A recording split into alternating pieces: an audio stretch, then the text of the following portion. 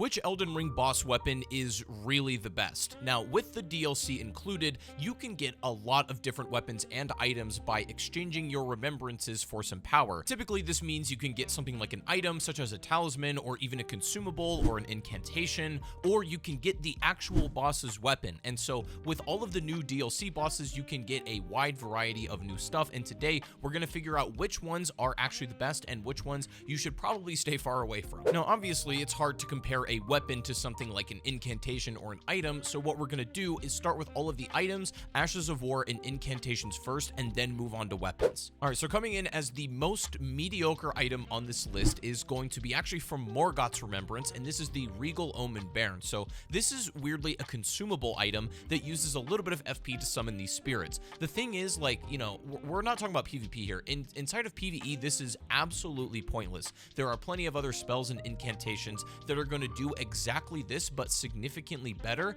I guess the only real upside is the fact that it doesn't require a memory slot. Like, you can put this, you know, near your Estus and whatever, so it doesn't actually, like, take up something that you could be running elsewhere. But honestly, it's just not worth it. It's not very good, you know, in any kind of PvE scenario, and I wouldn't run this thing at all. Like, if you have one Remembrance of Morgoth, the sword's going to be better. I'm just telling you that right now. Moving on to our next one here is actually an item from the DLC. This is from the Divine Dancing Lion, and this is the talisman you can get. So the Enraged Divine Beast increases your storm potency potential by 10%, which is pretty good, you know, for storm-based skills, although they are a bit more rare. It's kind of a niche thing, and unless you're running something like Black Flame Tornado or a few of the other storm spells, it's gonna help marginally there, and I think it is good, but again, it's situational. I wouldn't even say this is bad necessarily. It's just not something that's going to be applicable for most players right now. Coming up next is an item from the Ancestral Spirit. This is the Regal Horn Talisman. So this restores 3 FP per kill, which sounds pretty good, and I think for some weapons where you can spend a little bit of FP but kill a lot of small enemies, this can be very good because there's really, you know, you don't get a bigger bonus for killing like a chunkier enemy for FP. It'd be nice if you did, but that's not the case. So if you're killing lots of really squishy enemies at once, you know, and if you can use one skill that only takes a little bit of FP, you can actually basically have infinite, which is nice, but I think for a lot of scenarios such as boss fights or even just stuff with fewer enemies, this is really not worth it. Also in the DLC, there's the Blessed Blue Dew Talisman, which just consistently refreshes your FP over time, meaning you don't even have to get any kills. I think I prefer this one personally. Even though this talisman is decent in certain situations, I can't recommend it to everybody. All right, moving on though to our first incantation, we have Death Lightning. This is one you get from Fortisax. I'm not gonna lie, lads, it's trash. Like, it's garbage. I mean, it's probably one of the worst abilities in the game. Like, it looks cool, sure. I think it actually looks awesome, but it's incredibly low damage. It's very inconsistent. Obviously, you're not going to proc Death Blight on bosses. You just can't really do that. So, you know, I think this is more of like a PvP thing, but specifically for PvE, you're better off using literally anything else. A wooden stick will be better as an incantation than Death Lightning. All right, so coming up next is actually an Ash of War that you get from Estelle. This is Waves of Darkness. I love how this looks, and I love the concept of it,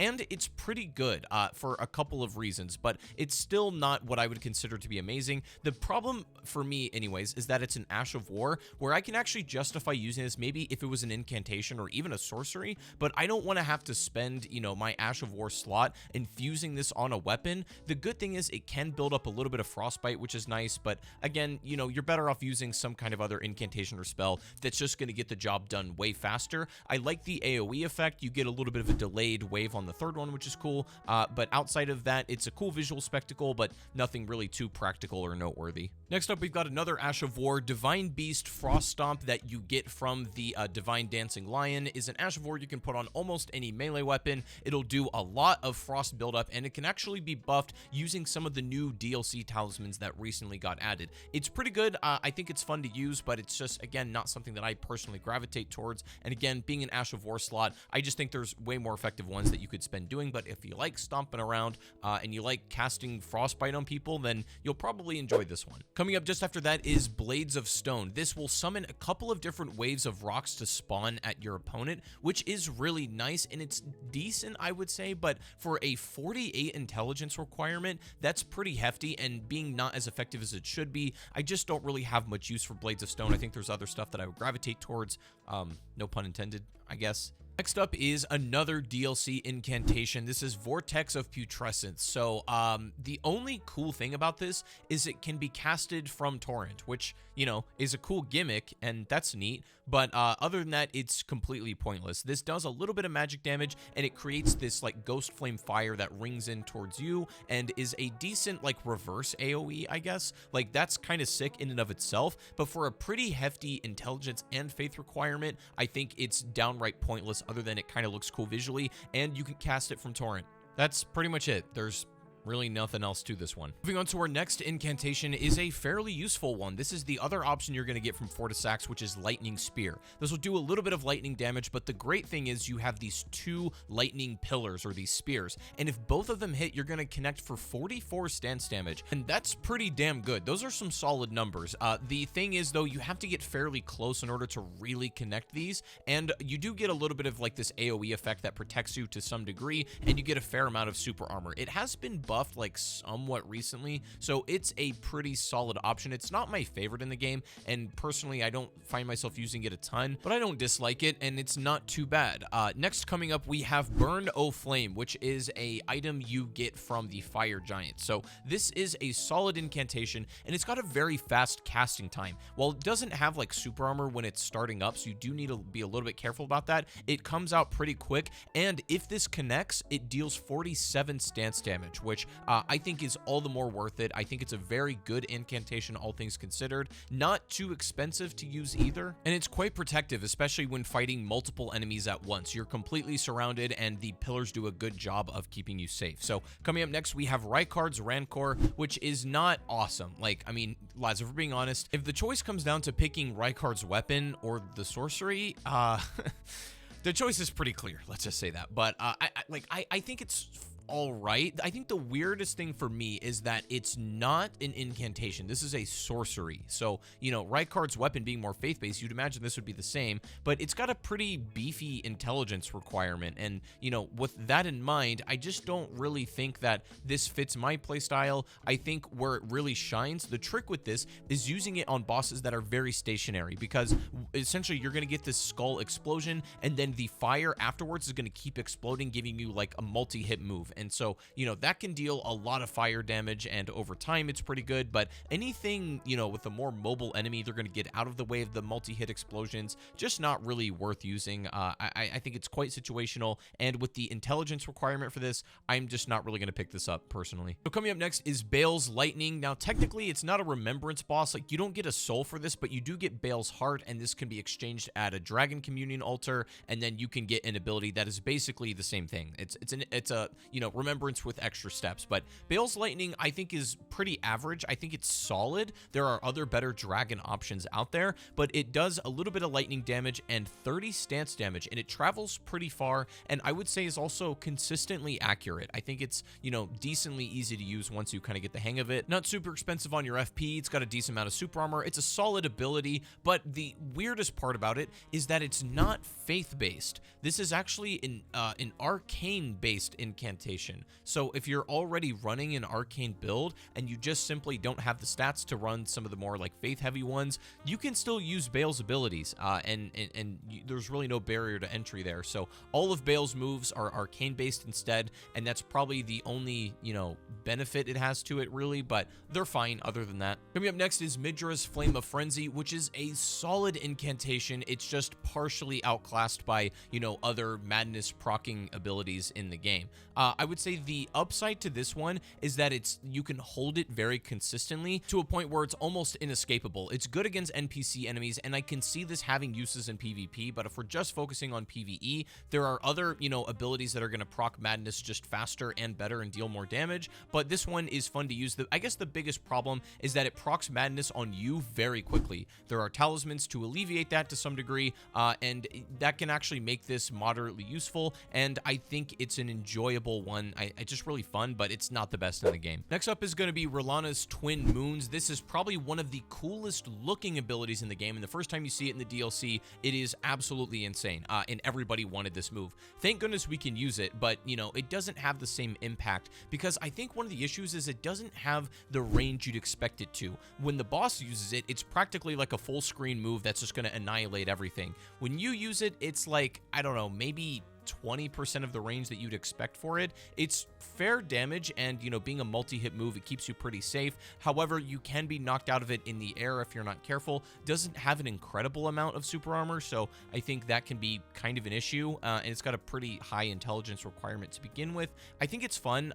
It's an enjoyable spell to cast, but is it just me, or just does it feel a little disappointing to use after seeing how absolutely sick it is when R'hllana herself uses it, and then when the Tarnished pulls it out, it's like, okay, bro, like, you know, calm down a little bit. Up next is Rotten Butterflies from Romina, Saint of the Bud, and I would say this ability is inferior to Scarlet Aonia in every single way imaginable. Statistically, it just doesn't proc a stronger version of Scarlet Rot as, you know, Aonia does, so you really don't want to do this if you're just worried about damage dealing and proccing Scarlet Rot. Also, the problem is the boss most likely needs to stand inside of this like area for a pretty long time in order for this to actually take effect. The only upside is, I guess, it kind of looks prettier, maybe, you know, like, sure, it looks nice, but the other issue is Scarlet Aonia has a lot of super armor, whereas this does not. You can get knocked out of this pretty easily. Bar none, at the end of the day, besides aesthetically, Rotten Butterflies is worse than Scarlet Aonia in every single way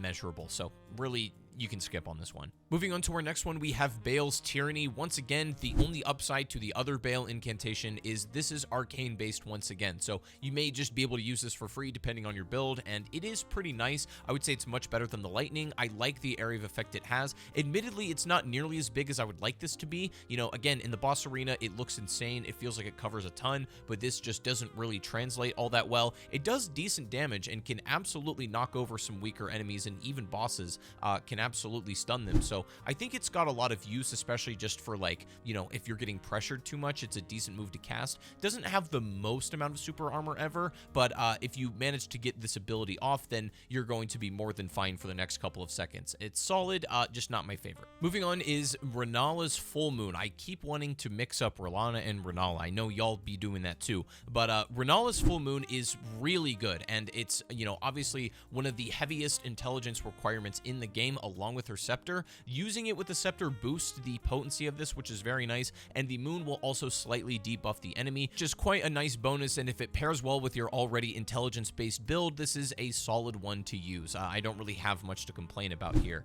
Coming up next is Placidusax's Ruin. Now, I'm going to be honest, lads, I think this is one of my favorite ones to look at. I just think it has so much potential. It looks fun, it's awesome, but the issue is here. For some reason, this does not scale with the Dragon Communion Seal for whatever reason. I mean, this is a dragon, and it's a dragon ability, so, you know, those things would go hand in hand, but for some reason, it doesn't get buffed by that. I don't really know why, but that drives me crazy, and I think if it did get buffed, this would probably be a top ability in the game. But the other issue is that it's very hard to aim. Like, it goes in a very strange pattern where you can lock onto an enemy, and if you can get, like, the cross of every laser to hit, you can deal basically 70 stance damage, which is crazy numbers, but that is somewhat inconsistent. It's very boss or enemy dependent, and it's not the most reliable thing in the world. It's amazing, but not incredibly consistent. Next is Land of Shadow. This is acquired from the Shadow Tree avatar. This is his ability. So this incantation I actually really like. It's basically Elden Stars if it wasn't mid.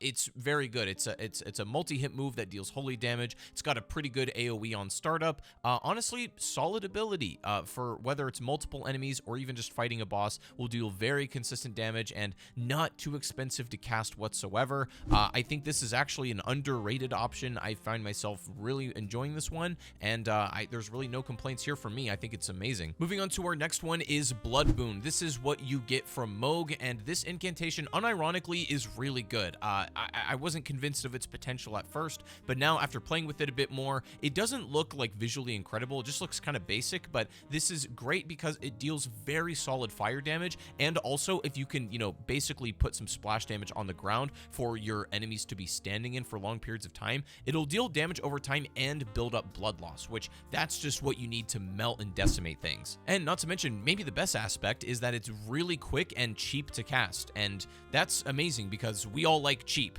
You know, just ask my boy Mr. Krabs. He knows about it. Coming up next is Mesmer's Orb. This is in the DLC. Obviously, you'll get it from, you know, from Mesmer. That's pretty obvious, but basically this is a very good incantation and one of my favorite. This orb actually has incredible tracking and very good damage. It's got a decent amount of super armor, but not the most. You can get knocked out of this, which is somewhat frustrating, especially enemies that throw projectiles. That can be kind of annoying because you really do want to be fully charging this orb. You can do it without charging, and it's still going to deal a fair bit of damage, but not as much as if you know, have that extra second in the air. So you're really going to want to make sure that you're not going to get knocked down, but if you can pull that off, then this is a very solid ability, great incantation, fairly high faith requirement, a little bit expensive to use perhaps, but I would say all the well worth it. All right, up next is Hoarlu's Earthshaker. This is really good. I actually didn't expect to like this so much. This is an Ash of War you can apply, and it deals solid damage, great stance, and is usable on almost anything. You know, I feel like this could realistically be a go-to for many strength-based builds because you're going to get more effectiveness out of this Ash of War with that. So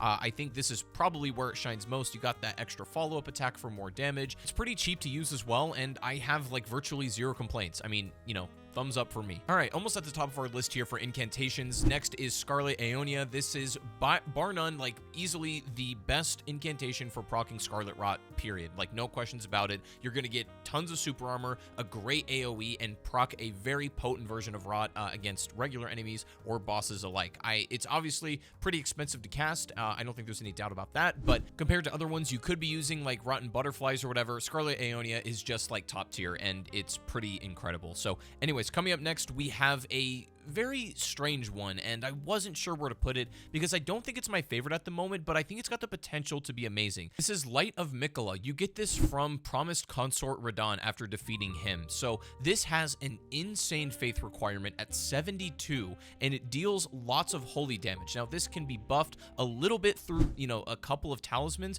but weirdly enough, it doesn't get buffed by Michaela's armor. I don't know why. I couldn't tell you. I don't know if that's not intended or if that's just going to be something that they look at later on. I have no clue, because from the description it says that it annihilates foes in a pillar of light, which it kind of does, you know, visually, and the damage is fine, I guess, but I think it could be better. You get the initial hit that casts like straight away and can pretty much track them anywhere, which is essentially free damage, and then it also gets these extra pillars of holy light that come down and deal additional, you know, chip damage as well, which is solid. But even if that doesn't land, the big blast does a ton. I just feel like this should do a little more than it does for what it requires and how expensive it is. It's a lot of fun, and I hope it gets better, but it's one to keep your eye on. All right, but finally, the best incantation and ability you can get from a boss is easily Black Blade from Malakith. So this is a way to proc Destined Death onto an enemy, and which will sap their entire health bar for 2 seconds and will cap out 10% of their maximum total health. This thing is insane. It decimates bosses beyond belief and is still absolutely so powerful. You can swing this once and also do a follow-up attack for another hit. It makes the game easy mode. I'm not gonna lie. It deals holy damage, and even though holy isn't the best against many of the major bosses in Elden Ring, I think there's no case in which this doesn't still absolutely slap. It's really good, and as far as all of the boss items go that are not weapons, then this is easily the best. But let's move on to the actual weapons. This is where things get very interesting. So lads, I just got news. I gotta go mow the lawn. I mean, it's a nice day out, so I'm just gonna go knock this out really quick, but we're gonna continue ranking the weapons. I'm gonna let my girlfriend do it real quick, so I'll be back in a bit. Hey friends, we are going to be starting at the bottom of the list with the quote worst boss weapon. This is going to be the Giant's Red Braid. This is a whip type weapon, which isn't usually the best. It has pretty poor damage and really mediocre scaling.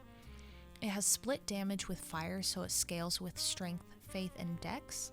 Its Ash of War ability is not very good because it's too long, so it doesn't deal very much stance damage.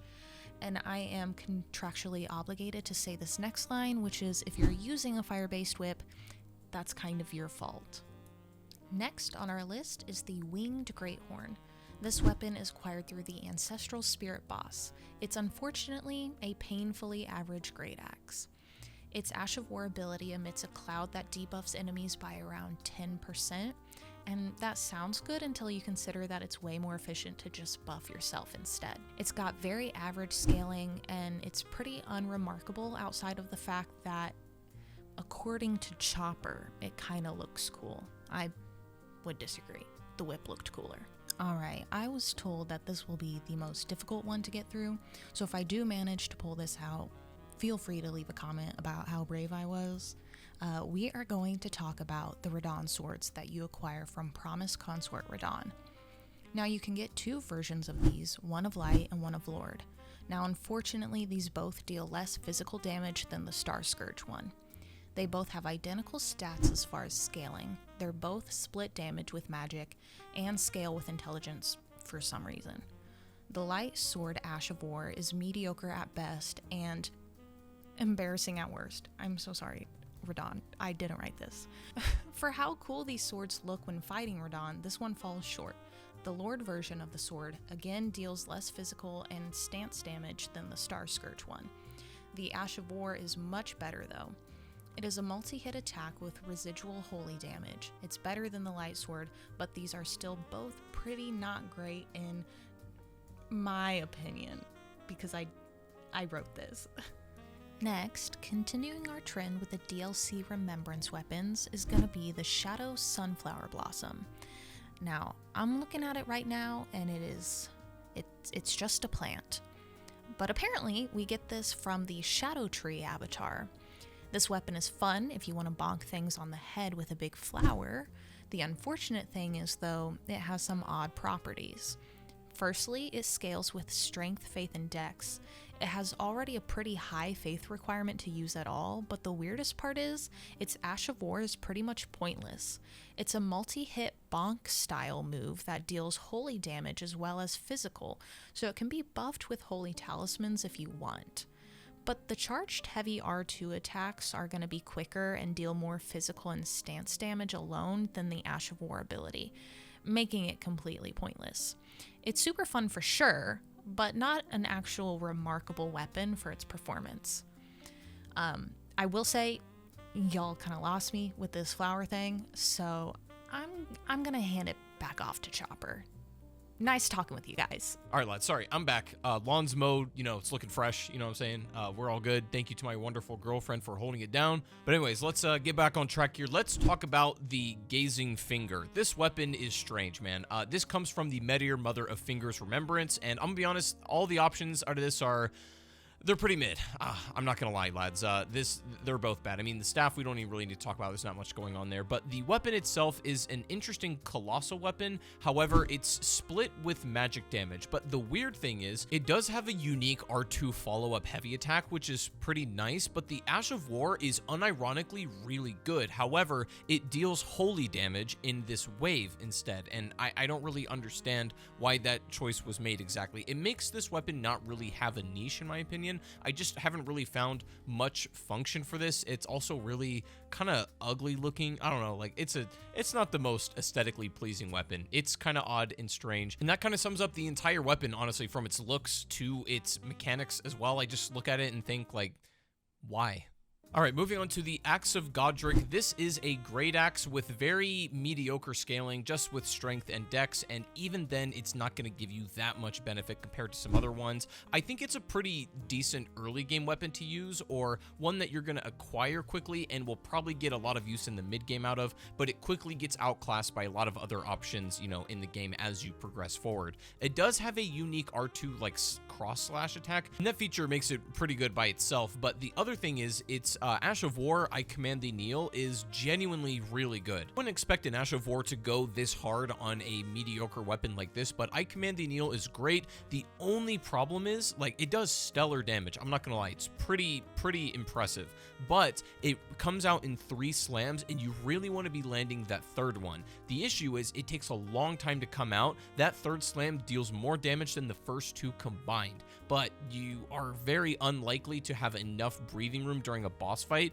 to really get all 3 slams of this move off, and it can be very easily interrupted. So it's pretty unlikely that you're ever going to get that 3rd hit, but if you do, consider yourself a lucky man. All right, fellas, next is going to be the Pole Blade of the Bud. This is what you get from Romina's Remembrance, and this weapon's solid. I mean, it's a halberd, so you're going to have that moveset. Now, the Ash of War is the most interesting thing about it because you get a lot of movement from this thing. I'm not going to lie. For any sort of encounters where you want to be mobile and moving around a lot, this can be very good. It can get interrupted a little bit, but it seems to have some degree of super armor, just not the most out of, you know, every other weapon that we can talk about on here. But I think its strength is fundamentally sweeping up smaller enemies. Now, it also deals a little bit of Scarlet Rot buildup for every single hit, which is nice, but unfortunately, it doesn't swing fast, so it's going to take a little while. Plus, it's not that potent of a version of Rot. You're much better off using the incantation Scarlet Aonia to proc the most heavy version of Rot,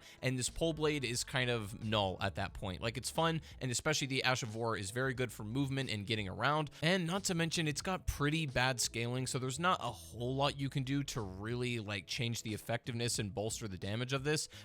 What you get is essentially what you're going to receive, and it's fine, it's usable, but it's not spectacular. Speaking of cool and gimmicky and fun, but not really practical, is the Lion Great Bow. The Ash of War makes it so that, you know, great arrows can rain down on your target, dealing tons of damage, especially when paired with the arrow talismans. That is absolutely insane. But again, once again, I always ask who's actually using bows in 2024. This is the only use case I could realistically see is just sort of spamming the Ash of War with either Radahn's Great Spears or just some other kind of great arrow. You can get decent damage out of it, and it can be fairly consistent, but I don't know. I just think there's other ways to accomplish this goal that don't require using the Great Bow. It's got pretty average scaling, you know, nothing really remarkable there, and that's really all you need to know about it. It's fine, and it's usable and average. It's good, I guess. All right, moving on to Godric's other option. This is the Grafted Dragon. Unfortunately, I just don't have that much good things to say about it. It's cool, I guess. It's like a fist weapon, but that can't be two-handed, which is rather unfortunate.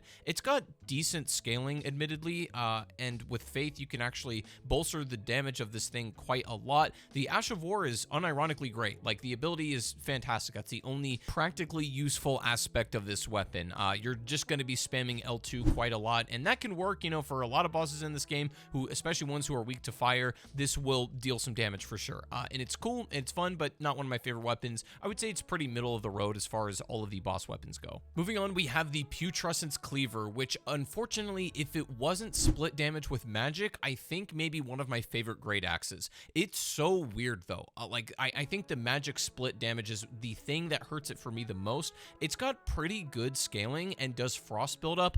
Not a crazy amount, but enough to sort of make a difference, but it has an actually insane Ash of War. Just look at this thing, man. Like, you'll get a lot of stance damage from the initial hit, and then you can keep pressing the button and following it up with these slices that just look absolutely ridiculous. I cannot believe this is a real animation. It makes me laugh every time I use it. It's just insane. I think there's a lot of wasted potential, like, because I just prefer not to use split damage weapons, so it's not going to be something that's very meta, but it's funny, it's different, and it's unique for sure. After this, though, we have Ranas Twin Blades, which are light greatswords, and these are some of the most unique weapons in the game for a couple of reasons. So you can two-hand these, and obviously these are split damage with magic and fire, and that's cool, I guess. It also scales with strength, dex, intelligence, and faith, so there's a lot of ways to try to bolster the damage of this. They're pretty light as well, which is nice, and the other thing is that there's quite interesting ways you can go about using these. Now, obviously, you can just swing them normally without any effects, or you can hold a stance, and by pressing R1, you can throw these sort of magic slices, and then using R2, you can have this flame tornado that deals a lot of fire damage, and you can use these in conjunction with each other. I found personally that this really isn't my favorite weapon to use against boss fights, but for clearing out dungeons and fighting normal enemies, I honestly can't think of very many better options. I just like the versatility that this weapon has, being very good up close, and also having some range that you can throw at other enemies very rapidly, I might add. So it's a quick, easy, fun weapon to use. I think a lot of people are going to enjoy this one. I just think it's held back a little bit and outclassed by some of the vanilla weapons in Elden Ring. Next up is the Axe of Godfree. I like it a lot more than Godric's, even though this is not a great axe. This is technically a colossal weapon. Now, I would say the Ash of War, I'm not sure if I like better. Godric's has I Command Thee Kneel, which is amazing. This one has Regal Roar, which can be buffed through certain talismans, which will buff you and give off this really nice AoE. The weapon itself just deals straight up physical damage, scales fairly nice with strength and dex, so pretty straightforward. It's just like a melee only build. There's really nothing to this one, anything intricate or crazy. Very respectable stance damage as well on the higher end of weapons for sure. I really don't have very many complaints with the Axe of Godfree. Like if you're going for just a melee build and that's really it, you're got the Giga Chad build going on, it's a very solid option. At this point, I'd definitely say we're at the higher end of weapons, and this next one is going to be what you get from Placus Ruin. This is the Dragon King Cragblade. This is actually a heavy thrusting sword, which will determine its moveset, but it does have a unique R2 attack, which is nice, and it really only scales with dex. I mean, maybe a little bit of strength, but even then, that's debatable. It has split damage with lightning. Unfortunately, I wish it was all physical, but I understand. The L2 ability, the Ash of War, is really good. Thundercloud form is awesome.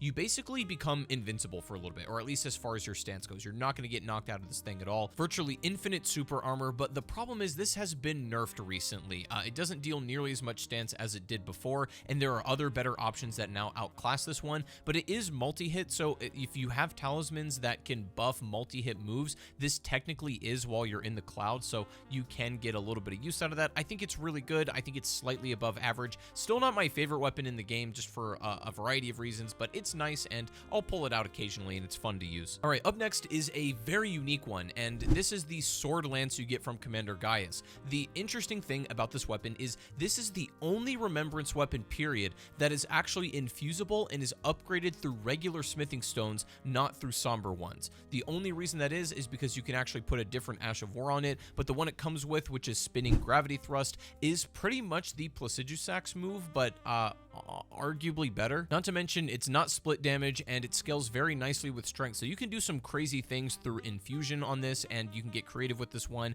It's got a somewhat unique moveset, but I think the Sword Lance is definitely one you can very much make into your own. Next is a DLC weapon that is pretty unique, but very flawed as well. This is the Great Sword of Damnation that you get from Midra. So the thing is, I want to like this sword a lot more. It's a regular great sword, so you know it's just going to have that same old moveset, but the unfortunate thing is it's really not built for PvE in this game. It's split with holy damage, and you know, many bosses in this game just aren't particularly vulnerable to that, so you're going to have a lot of wasted potential by using this. And the weird thing is, like, the Ash of War is good. It's definitely more for like fighting NPCs and stuff like that, not amazing for bosses or anything. You get this, what is otherwise a grab attack, but if you press it again, then you'll get these spikes to come out of the ground. The thing that I feel would really take this to the next level is if it were madness buildup every time you land a hit with this. I don't know why it's not. I feel like it should be, but it just doesn't proc madness at all for some reason. I love the weapon otherwise, but for me, that is an undeniable attribute that is going to hold it back. Maybe if they, changed it in an update or something where it procs a little bit of madness, I think that would take this almost to top tier, but as it sits right now, it's still above average, but not spectacular. All right, coming up next, though, we have the Bastard Stars. This is the weapon you get from Estelle, which, Estelle is one of the visually most impressive bosses in the game, and I would say that's true for the weapon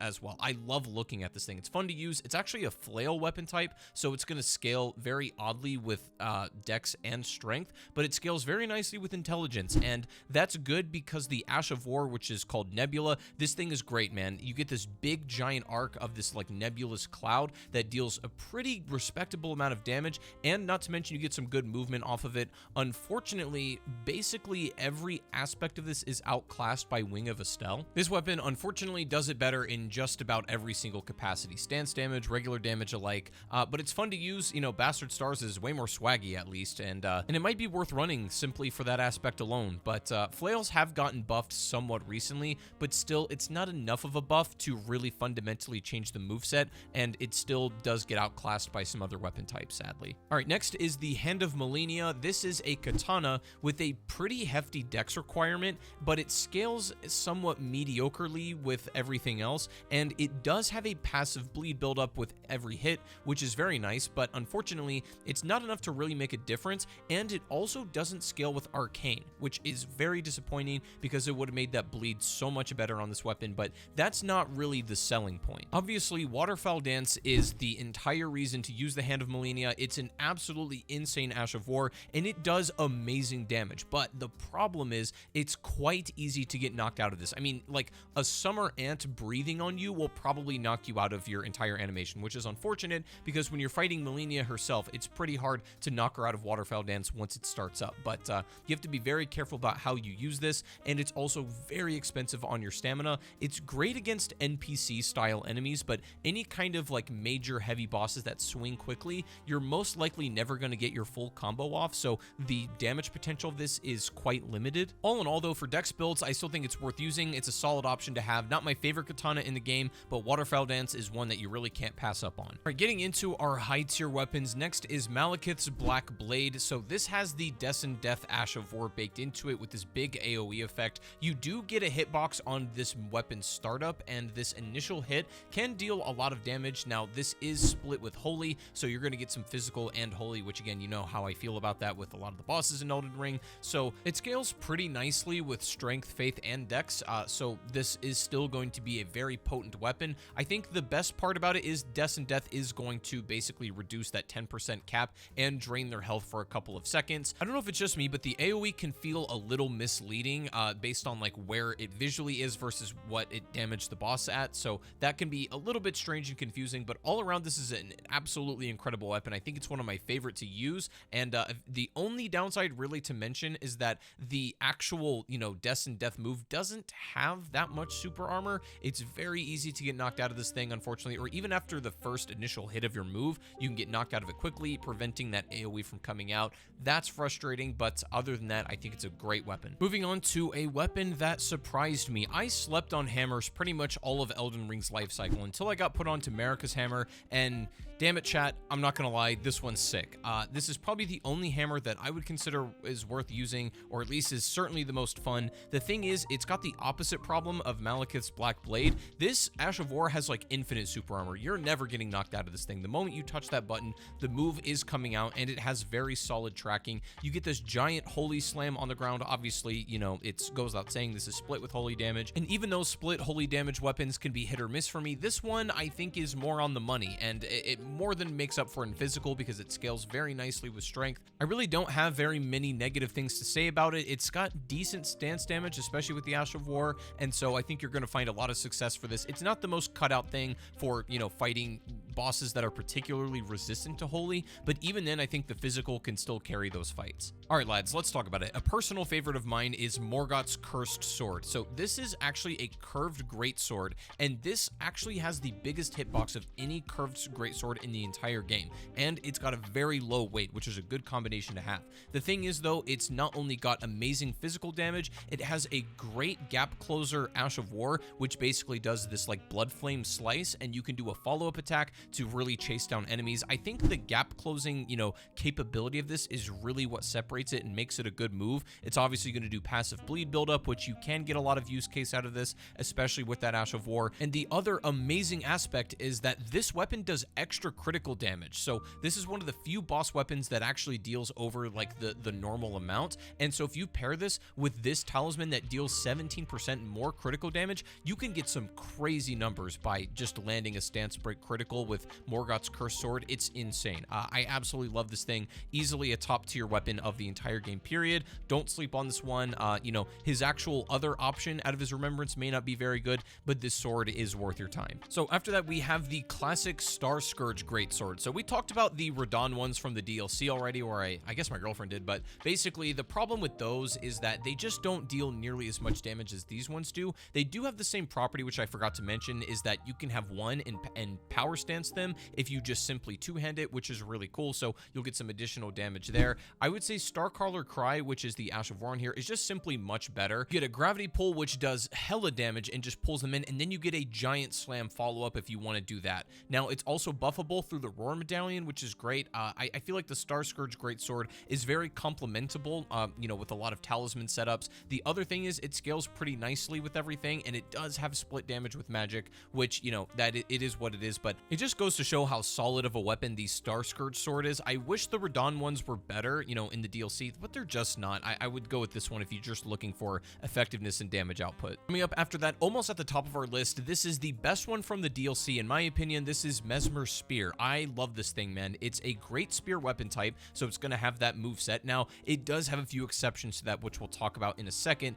It scales very decently with strength, dex, and faith, and it does split damage with fire, but the scaling, I think, more than makes up for it. Now, unfortunately, the Ash of War consumes a lot of stamina, and it's pretty lengthy and is interruptible. It's sort of like, you know, Waterfowl Dance in that way. However, if you are able to get the whole combo off, plus all of the hits, it's absolutely unreal damage. If you land a full Mesmer's Assault, you're going to get hella stance damage out of it too, so I feel like this one is just an absolutely amazing pick. Now, with the heavy attack, it actually has a unique thing where you can do this on torrent or on the ground. You can just throw the spear as a free projectile and it'll come back to your hand. Now, this consumes tons of stamina. However, it can be buffed by the Smithing Talisman and the Axe Talisman. Only real downsides to speak of are the pretty hefty faith requirements, and also I've noticed the tracking, depending on the enemy type on Mesmer's Assault, can be a little bit wonky, so you know, you really want to make sure you're landing all the hits. That's how to maximize the potential out of this thing, but otherwise, I very much enjoy it. I think it's one of the best weapons in the game, and you cannot go wrong with this thing. Now, getting into our top 3 weapons of all Remembrance bosses in Elden Ring, this one is going to be the Sacred Relic Sword. So this is a normal greatsword as well, you know, similar to a lot of them, but the interesting thing about this is, on paper, it doesn't look that remarkable. And, you know, it's physical with split damage with Holy, looks kind of average or even maybe a little mediocre, maybe a bit below. But the thing that fundamentally changes this weapon is Waves of Gold. I think this is easily the best weapon in the game for dungeon clearing and, you know, just normal room clearing, all that stuff. You cast this once, a giant wave of gold comes out and absolutely annihilates anything in its path. You wouldn't expect the damage on this thing to be so beefy, but it scales entirely with faith, this ability does. So it's worth just going all in on that and really, you know, beefing up that damage. It's good against bosses too, and not to mention, if that fails for some reason, the physical damage of the sword is still really solid. Like, I think this is just a great choice, and I don't think there's many downsides to the Sacred Relic Sword. Obviously, you have to beat the final boss in the game to beat it once, but I mean, other than that, it's very easy to use. It feels like a very brain-dead weapon, though. I'm not gonna lie. You click one button and the whole room dies. That's it's pretty much how it goes, but, you know, it's really good. So if that's what you're looking for, then by all means, use the Sacred Relic Sword. But coming in at number 2, we have Mohgwyn's Spear. This is another very OP weapon in Elden Ring, and the only reason for that is not just because it is a spear and it has that moveset. I mean, the actual moveset I think is pretty mediocre. It's okay, and it deals fair stance damage and has decent scaling. Like, the actual physical aspect of the weapon is fine, and I would say even a little bit above average. But obviously, what makes this weapon a menace is Blood Boon Ritual. But you might be saying, well, hang on a second, Chopper. Blood Boon Ritual is like one of the longest damn animations in the whole game, and you can get knocked out of it just like you would any other ability. And to that, I would say you are correct, but for any kind of enemy that is easily stunned by a normal hit or anything, Blood Boon Ritual is just going to straight up lock them down. Like, they won't be able to do anything. And obviously, if you manage to get the 3rd blood pull of this animation, it takes a long time to get there, but if you get here, you can hold this, it's very prolonged, and you can just absolutely drain their HP. Like, it's kind of broken. Like, broken's not even the right word. This thing, I don't know how it's not been nerfed. It's pretty crazy, and it scales with Arcane, so you can get pretty illegal with this weapon skill, and that's really all there is to it. It's one of the best weapons in the game, period. But finally, lads, the moment you've all been waiting for, the best boss weapon in the whole game is still the Blasphemous Blade. Even though it's got a little bit nerfed recently, that still hasn't taken it out of its #1 spot. It's that good. I mean, honestly, for a lot of reasons. Obviously, the weapon skill, which is Taker's Flame, is crazy, scales completely off faith, and does unbelievable damage. Like, though it's classified as a normal greatsword, there's genuinely nothing normal about this weapon. It also grants you more HP per kill, so it's great for dungeon clearing too. Like, usually something is good at defeating bosses or clearing out dungeons. Those are typically mutually exclusive things, but not with the Blasphemous Blade. It just decides to do both. So, and the health recovery is also pretty potent and very generous. So, I mean, there's really no beating this thing. It's genuinely it's the best weapon. I mean, as far as boss weapons go, maybe even the best weapon in Elden Ring. It's insane. If you want to make the game easy baby mode, then you can use this thing, or if you've already played it a number of times and just want to be OP.